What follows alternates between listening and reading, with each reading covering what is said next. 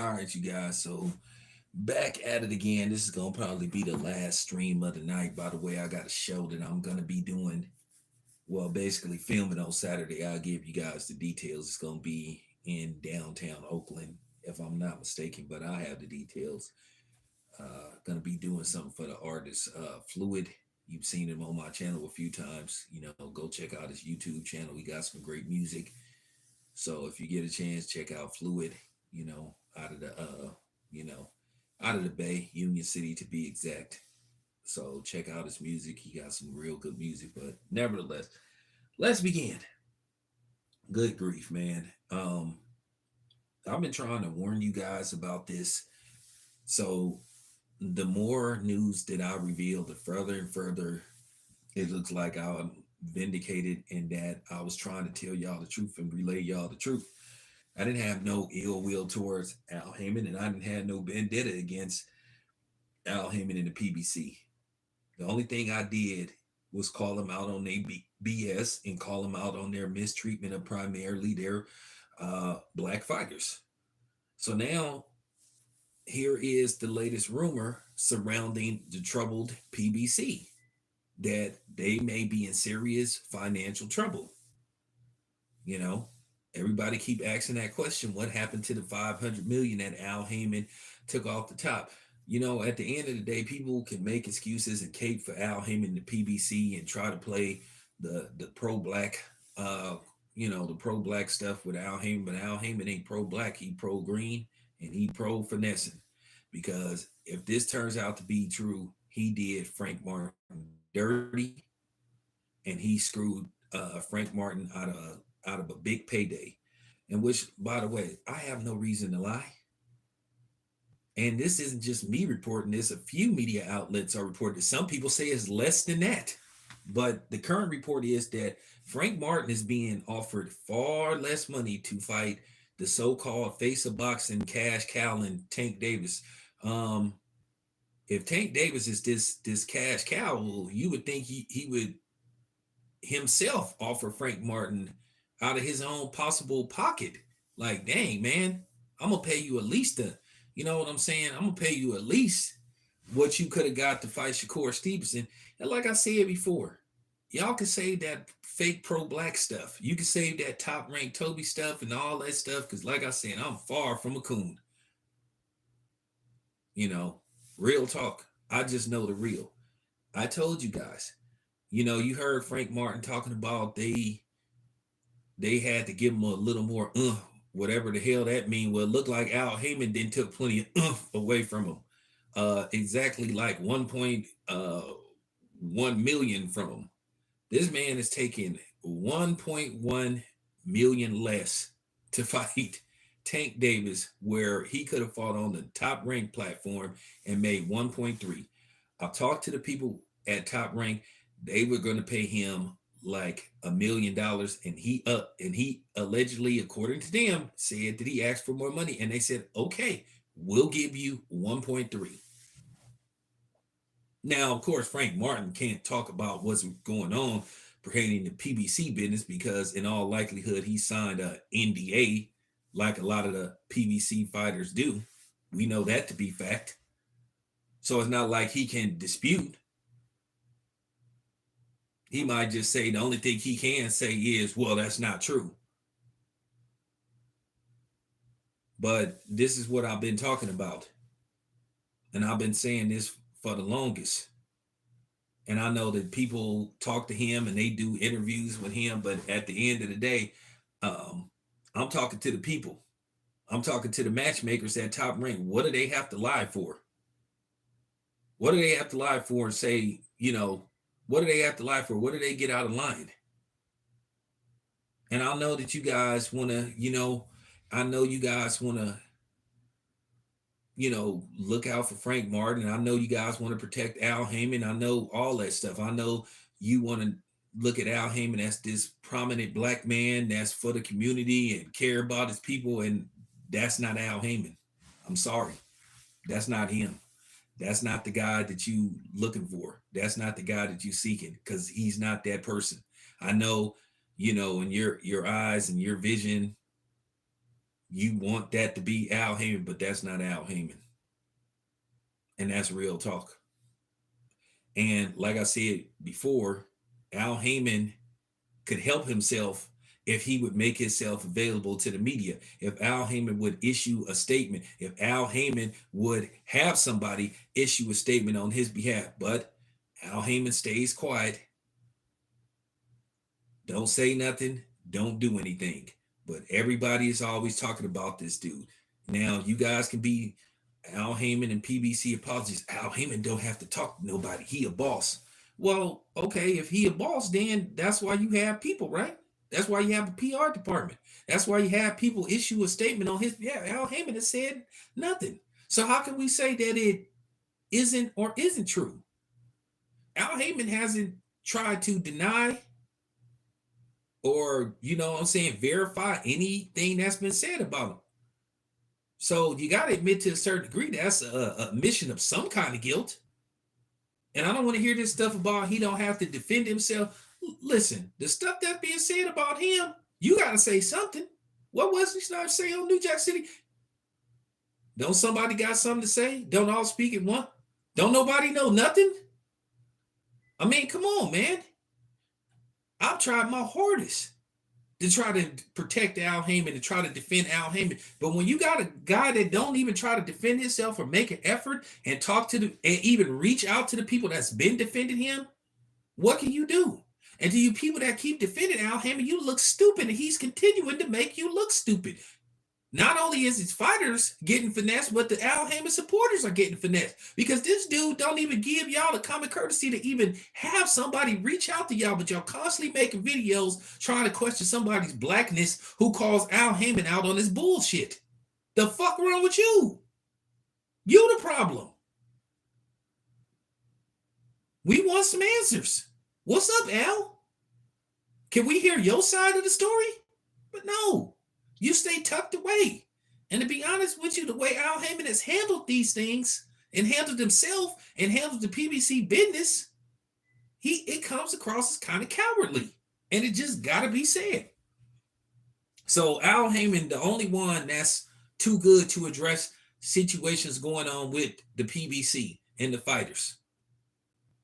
Bob Arum makes himself available to the media. Eddie Hearn makes himself available to the media. Frank Warren makes himself available to the media. And Oscar, everybody else except Al Haymon. But then these dudes always got to thank him and praise him to the Almighty. But then Al Haymon, like I said, he don't even have the decency to reach out to the media. And especially to the people that's always defending this dude. And say people was hating on him. How could we hate on the dude who seems to be hating on his own fighters? And especially in particularly the ones that look like him and supposed to be black like him. Riddle me that. Explain that to me. Help me understand that. Help me understand this. Last time I checked, 1.3 is more than 200,000. But didn't I tell you? This has happened before. And then the funny thing is, if you go against Al Haymon, he may try to shelf you. Look what then happened to Gary Russell Jr. Look how Gary Russell Jr. had to fight in the fight where he was injured. And then he ended up losing his belt. And then the dude refused to give him a rematch, which that should have been put in the contract to where Gary Russell Jr. should have got a rematch. But that's your guy. Explain to me how come Gary Russell Jr. didn't get a rematch?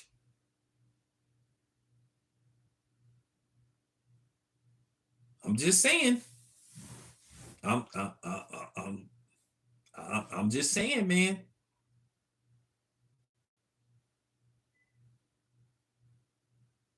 But they've been told me that I'll be doing this stuff.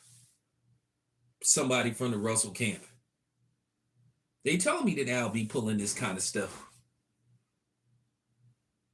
And if you know what I'm saying, if you don't listen to him, he'll shelf you. Like I said, Steve Fulton, the smartest thing he did was taking that $3 million to fight the monster. Yeah, he got a $3 million ass whipping, but I could tell you, I can tell you that plane ride home, he probably felt a little bit better knowing how much money he made. And from what I heard, he actually made more than $3 million. But once again, Al Haymon tried to interfere with that fight, and he tried to talk him out of that fight.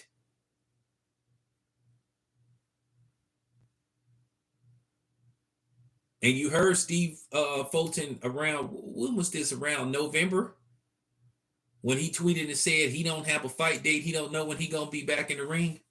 So there you have it. So like I said before, Steve Fulton might have been scared of it in a way, the monster or whatever, but at least he got compensated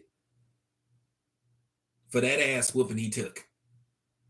Like I said, you got your ass whooped, you know what I'm saying? You got stopped, but at the end of the day, I'm telling you, that plane ride probably felt a little bit better knowing how many zeros you're gonna have in your bank account.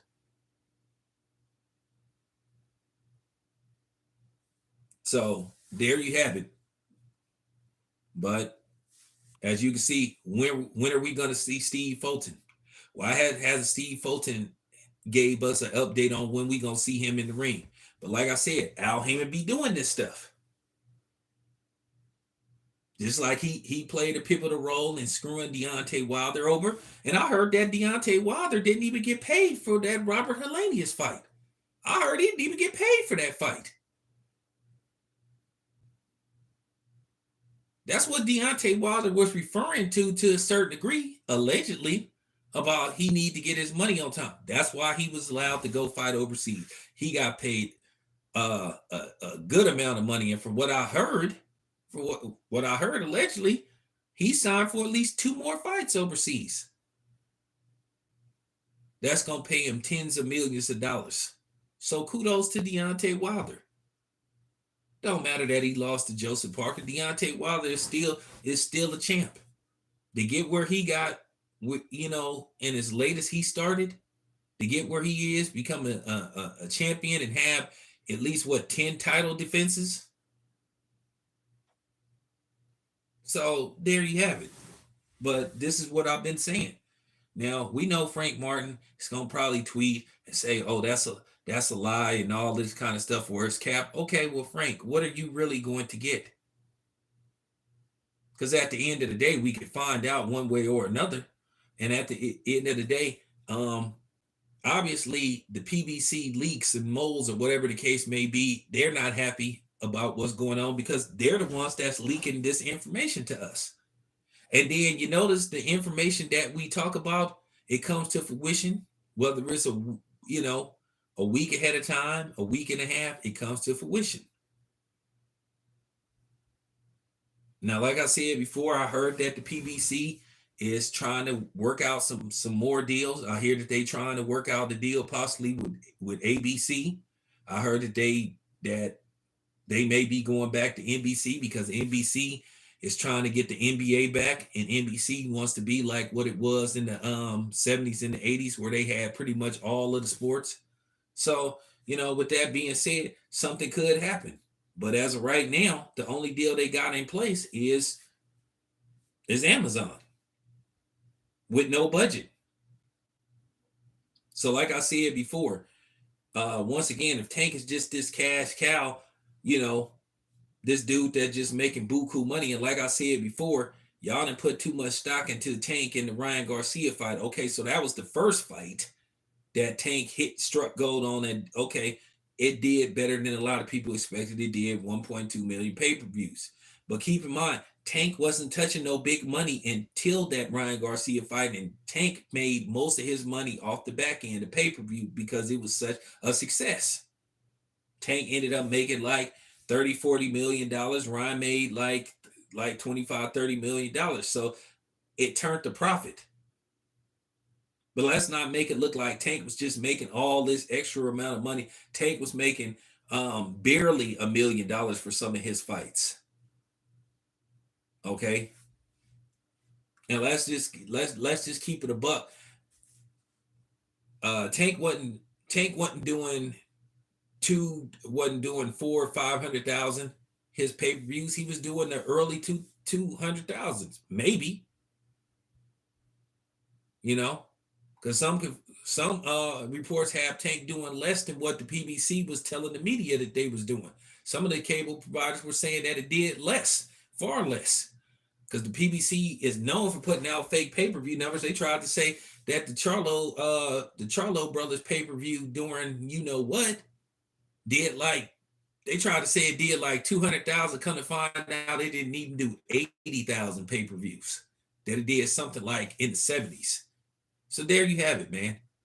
But this is the long-standing issue with the PBC. From them not wanting to make fights, for them procrastinating to make fights. You know, at the end of the day, the PBC shown over the years their reluctance to do cross-promotional fights. They might do it occasionally, but you name one purse bid that the PBC won. For real. Name one purse bid. That was some of the other times that the PBC allowed their fighters to go fight on other platforms because they was getting outbid for purse bids. I keep trying to tell y'all. As you can see now, they don't have the okay.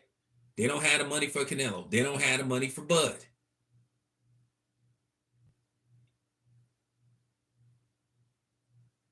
So, to all you PBC apologists, what do you got to say now? I know I'm a sellout. I know I'm a coon. I know I'm a handkerchief head for basically asking questions that need to be asked. See, that's the difference between me. Doesn't matter who the guy is. And like I said before, I'm not studying the PBC and they media credentials. You know, all these other dudes, you know, that have to you know fall back a little bit. They have to play the neutral card because they worried about losing they media credentials and access to PBC cards and stuff. Well, that's fine because I don't give a shit. But I can sit up here and bite my tongue because, like I said, the PBC don't mess with me anyway. So why should I hold back? And even if they was hooking me up with media credentials, they still would be certain things that I would call out and ask questions about. That's what a so-called journalist is supposed to do, or a reporter. So, like I said, you got to ask these questions. Like, what's going on? Like I keep saying, Al Haymon would help his case a lot if he would at least remotely try to reach out to us. But no, he sits up and hides and you know what I'm saying? Just hides. And like captivity or something. That's why people was making them jokes saying that Al Haymon wasn't a real person and stuff. You know? Because you don't see the dude. Okay, I'll prove my point. Why this is a problem. If you look at Al Haymon, if you Google this man's name, they may be at best 10 different pictures of Al Haymon that you can search. Y'all don't find that problematic? You don't find that a problem? You Google Eddie Hearn, Oscar De La Hoya, Bob Arum, Frank Warren, some of these you know other promoters. You'll see Kathy Duba. You'll see thousands of different pictures that you can look up. You know, and screen save and make a thumbnail out of.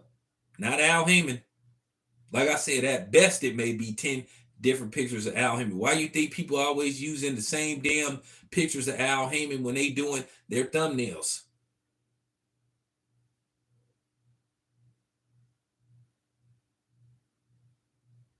See, y'all ain't never thought of it that way. See, y'all ain't never got that deep, right? Because it's me. Told you, I'm not afraid to ask the tough questions. Appreciate the super chat, man.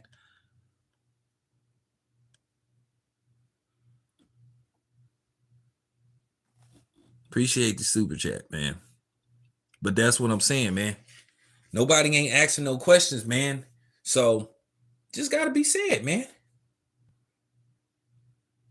Al Haymon, like I said, he could help himself a lot if he would call a press conference. He could do a conference call. He could do a Zoom. to give us some answers on what's going on with the PBC, the current mission statement of the PBC. The PBC is supposed to be a company. Where in the hell is their PR department? Where is the spokesperson? Who is their spokesperson? Is it Tim Smith? Is it Sylvia? Is it Sam? What's up, man?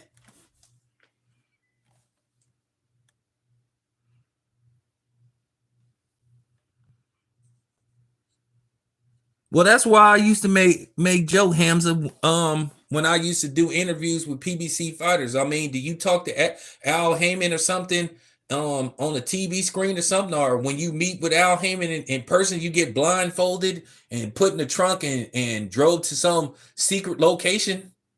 Did they put a bag over your head or something? Because that's what it seems like. Like I said, this is why people were saying, I don't think Al Haymon is a real person. This is why people for years. This is why people for years thought Sam Watson was Al Haymon. I thought Sam Watson at first was Al Haymon. Y'all don't find nothing strange about that? Yeah. Kaiser did. Yeah, exactly. From the Usual Suspects, one of the most overrated movies in history. But that's another video for another day. That was one of the most overrated. I swear to God, the Usual Suspects, one of the most overrated movies I ever saw. But I get where you're going. I understand. I'm serious. Like I would literally ask these boxers, like, have you ever met Al Haymon in person? And someone would say, well, no, I've talked to him on the phone. Once again, you don't find that funny? You don't find that strange? You don't find that strange that Al Haymon never comes to fights? He hasn't came to a fight in years. Like I said, shout out to all my media brothers. I mean, to the people at Fight Hype and Fight Hub and Marco's them, Ellie said back there, but they really don't be asking the tough questions. And I understand they at a point to where they can't mess up their brand because they too big to get caught up in the politics of boxing. They have to be neutral because they that big. But that's what I'm saying. Y'all don't find that strange. Y'all don't find that strange. Al Haymon is the only one that don't make himself available to the media. Never comes to fights. When was the last damn fight Al Haymon came to? And like I said before, when y'all gonna start putting 2 and 2 together and start scratching your head going, why is there only like 10 different pictures of Al Haymon that you can find on the internet? Can somebody please answer that question, please? Please help me understand that. Y'all don't find nothing strange about that? You don't find nothing strange about that? I'm just saying. Don't you remember when Regis Prograis said something about the PBC saying, hey, man, I don't know when I'm fighting again and there's some issues. And then next thing you know, he had to come out and say, hey, I apologize to Al Haymon and PBC. Yeah, because Al, he got that phone call. Like I said, a lot of these fighters have said out of their own mouth they've never really met Al Haymon in person. They may have talked to him on the phone and all that kind of stuff. So like I said, people don't even know where the hell Al Haymon stays.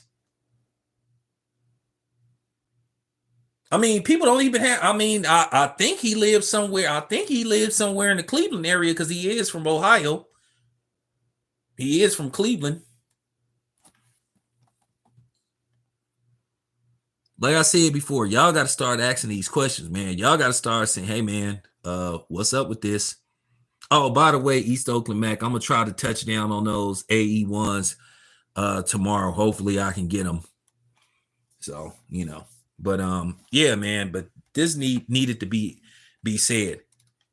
Like I said, once again, it looked like Frank Martin then got finessed and Al Haymon then made a fool out of him.